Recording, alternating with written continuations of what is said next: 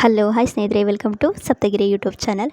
ಸ್ನೇಹಿತರೆ, ಈ ರೀತಿ ಸಾಫ್ಟಾಗಿ ಲೇಯರ್ ಥರ ಯಾವ ರೀತಿ ಚಿರೋಟಿ ಮಾಡೋದು ಅನ್ನೋದನ್ನು ಈ ವಿಡಿಯೋದಲ್ಲಿ ತೋರಿಸ್ಕೊಡ್ತಾ ಇದ್ದೀನಿ. ಸ್ನೇಹಿತರೆ, ನೀವು ನೋಡ್ತಾ ಇರ್ಬೋದು, ಒಂದು ರೀತಿ ಪಪ್ಸ್ ಥರ ಲೇಯರ್ ಥರ ಚಿರೋಟಿ ತುಂಬಾ ಸಾಫ್ಟಾಗಿ ಯಾವ ರೀತಿ ಮಾಡೋದು ಅನ್ನೋದನ್ನು ಈ ವಿಡಿಯೋದಲ್ಲಿ ತಿಳಿಸ್ಕೊಡ್ತಾ ಇದ್ದೀನಿ. ಸ್ನೇಹಿತರೆ, ನೀವು ನೋಡ್ತಾ ಇರ್ಬೋದು, ಒಳಗಡೆ ಎಲ್ಲ ಲೇಯರ್ ಥರ ಇದೆ. ಬನ್ನಿ ಸ್ನೇಹಿತರೆ, ಮಾಡೋದು ಹೇಗೆ ಅಂತ ನೋಡ್ಕೋಣ. ಇದಕ್ಕೆ ನಾನು 1 ಕಪ್ಪಿನಷ್ಟು ಸಕ್ಕರೆನ ತೊಗೊಂಡಿದ್ದೀನಿ. ಅದೇ ಕಪ್ ಮೆಜರ್ಮೆಂಟಲ್ಲಿ ಕೊಬ್ಬರಿನ ತೊಗೊಂಡಿದ್ದೀನಿ. 2 ಕಪ್ಪಿನಷ್ಟು ಕೊಬ್ಬರಿನ ತೊಗೊಂಡಿದ್ದೀನಿ. ಕೊಬ್ಬರಿ ನಿಮಗೆ ಬೇಡ ಅಂದರೆ ಸ್ಕಿಪ್ ಕೂಡ ಮಾಡ್ಬೋದು ಸ್ನೇಹಿತರೆ.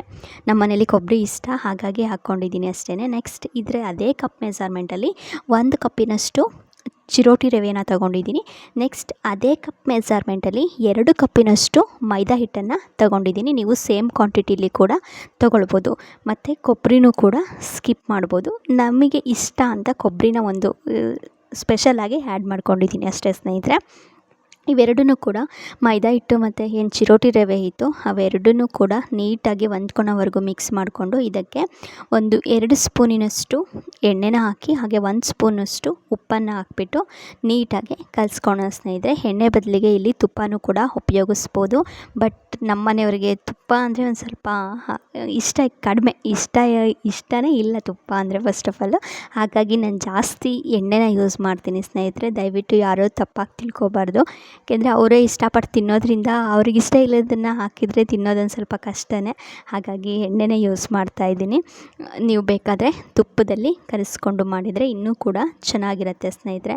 ಈ ಒಂದು ಚಿರೋಟಿ ಮಾಡುವಂಥ ವಿಚಾರದಲ್ಲಿ ನನ್ನ ಮಗಳು ಕೂಡ ಇವತ್ತು ರಜಾ ಇದ್ದಿದ್ದರಿಂದ ತುಂಬ ಹೆಲ್ಪ್ ಮಾಡಿದ್ಲು. ಅವಳೇ ಎಲ್ಲ ಒಸ್ತಿದ್ದು ಮತ್ತು ಲೇಯರೆಲ್ಲ ಕಟ್ ಮಾಡಿದ್ದು ಕೂಡ ಅವಳೇ.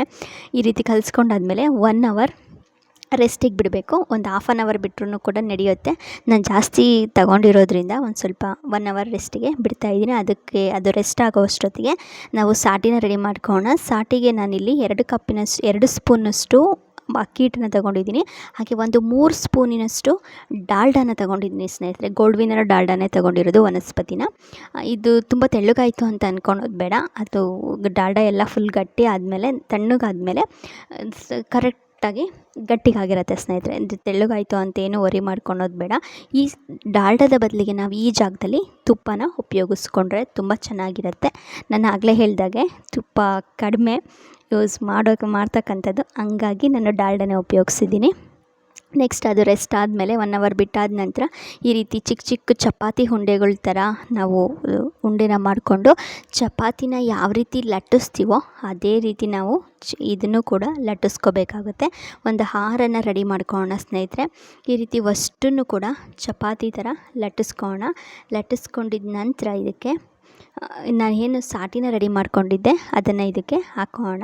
ಪೂರ್ತಿ ನಾವು ನಾನು ಈ ಒಂದು ಇದಕ್ಕೆ ನಾನು ಒಂದು 4 ಲೇಯರನ್ನು ಹಾಕ್ಕೊಂಡಿದ್ದೀನಿ. ನೀವು ಎಷ್ಟು ಲೇಯರ್ಸನ್ನು ಹಾಕ್ತಿರೋ ಅಷ್ಟು ಲೇಯರ್ ಚಿರೋಟಿ ಬರುತ್ತೆ, ಅಷ್ಟು ಲೇಯರ್ಸಲ್ಲಿ ಬರುತ್ತೆ ನಿಮಗೆ. ನಾನಿಲ್ಲಿ ಒಂದು 4 ಪ್ರಿಫರ್ ಮಾಡಿದ್ದೀನಿ. ಮ್ಯಾಕ್ಸಿಮಮ್ ಅಂದರೆ ಒಂದು 5ರಿಂದ 6 ಹಾಕ್ಬೋದು ಸ್ನೇಹಿತರೆ. ಅದೇ ಕಟ್ ಮಾಡ್ಕೊಳ್ಳುವಾಗ ಒಂದು ಸ್ವಲ್ಪ ಚಿಕ್ಕದಾಗಿ ಕಟ್ ಮಾಡ್ಕೋಬೇಕಾಗುತ್ತೆ ಅಷ್ಟೇ. ಯಾಕೆಂದರೆ 5ರಿಂದ 6 ಹಾಕಿದರೆ ತುಂಬ ಲೇಯರ್ ಜಾಸ್ತಿ ಬರುತ್ತೆ ಮತ್ತು ದಪ್ಪ ಆಗುತ್ತೆ ಹೊಸ್ದಾಗ.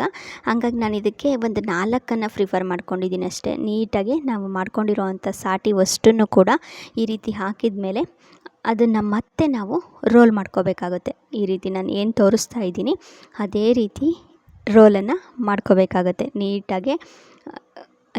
ಎಷ್ಟು ನಾವು ಲೇಯರ್ಸನ್ನು ಹಾಕ್ತೀವೋ ಅಷ್ಟು ಚೆನ್ನಾಗಿ ಚಿರೋಟಿ ಬರುತ್ತೆ. ನಾನಿಲ್ಲಿ 4 ಹಾಕ್ಕೊಂಡಿದ್ದೀನಿ. ಲೇಯರ್ ಥರ 4 ಲೇಯರನ್ನು ಹಾಕ್ಕೊಂಬಿಟ್ಟು ಸಾಟಿನ ಹಾಕ್ಕೊಂಬಿಟ್ಟು ನೀಟಾಗಿ ಸೆಕ್ಯೂರ್ ಮಾಡ್ಕೊಂಡು ನೆಕ್ಸ್ಟ್ ಅದು ರೋಲ್ ಮಾಡ್ಕೊಂಡಿದ್ದ ನಂತರ ಈ ರೀತಿ ಚಿಕ್ಕದಾಗಿ ಮತ್ತೆ ನಾವು ಇದನ್ನ ಕಟ್ ಮಾಡ್ಕೊಳ್ಳೋಣ.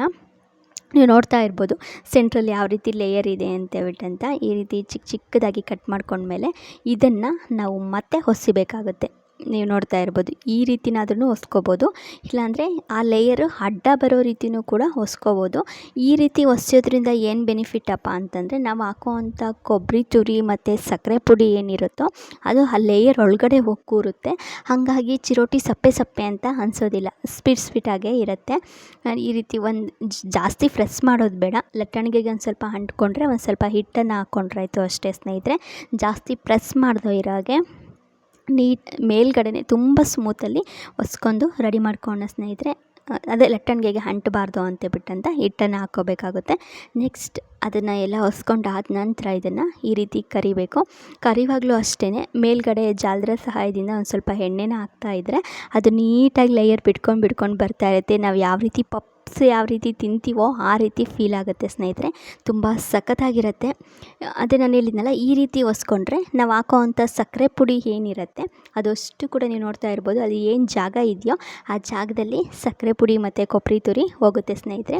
ವಿಡಿಯೋ ಇಷ್ಟ ಆದರೆ ದಯವಿಟ್ಟು ವಿಡಿಯೋಗೆ ಒಂದು ಲೈಕ್ ಕೊಡಿ, ಹಾಗೆ ವಿಡಿಯೋನ ಎಲ್ಲೂ ಕೂಡ ಸ್ಕಿಪ್ ಮಾಡದೆ ನೋಡಿ ಸ್ನೇಹಿತರೆ. ವಿಡಿಯೋ ನೋಡಿದ್ದಕ್ಕಾಗಿ ತುಂಬ ಧನ್ಯವಾದಗಳು. ಹಾಗೆ ನಮ್ಮ ಸಪ್ತಗಿರಿ ಯೂಟ್ಯೂಬ್ ಚಾನಲ್ಗೆ ಸಬ್ಸ್ಕ್ರೈಬ್ ಆಗಿ ಸ್ನೇಹಿತರೆ. ಸಬ್ಸ್ಕ್ರೈಬ್ ಜೊತೆಗೆ ಪಕ್ಕದಲ್ಲೇ ಇರ್ತಕ್ಕಂಥ ಬೆಲ್ಲೈಕನ್ನನ್ನು ಕೂಡ ಪ್ರೆಸ್ ಮಾಡಿ. ಬೆಲ್ಲೈಕನ್ ಪ್ರೆಸ್ ಮಾಡೋದ್ರಿಂದ ನಾನು ಹಾಕೋ ಅಂಥ ಎಲ್ಲ ವಿಡಿಯೋ ನೋಟಿಫಿಕೇಷನ್ಸ್ ಕೂಡ ನಿಮಗೆ ಬಂದು ತಲುಪುತ್ತೆ ಸ್ನೇಹಿತರೆ. ವಿಡಿಯೋ ನೋಡಿದ್ದಕ್ಕಾಗಿ ತುಂಬಾ ಧನ್ಯವಾದಗಳು. ಮುಂದಿನ ವಿಡಿಯೋದಲ್ಲಿ ಮತ್ತೊಂದಿಷ್ಟು ಮಾಹಿತಿಯೊಂದಿಗೆ ನಿಮ್ಮನ್ನು ಭೇಟಿ ಆಗ್ತೀನಿ. ಅಲ್ಲಿವರೆಗೂ ಕೂಡ ನಮ್ಮ ಚಾನಲನ್ನು ಹೀಗೆ ವಾಚ್ ಮಾಡ್ತಾ ಇರಿ ಸ್ನೇಹಿತರೆ. Thank you so much.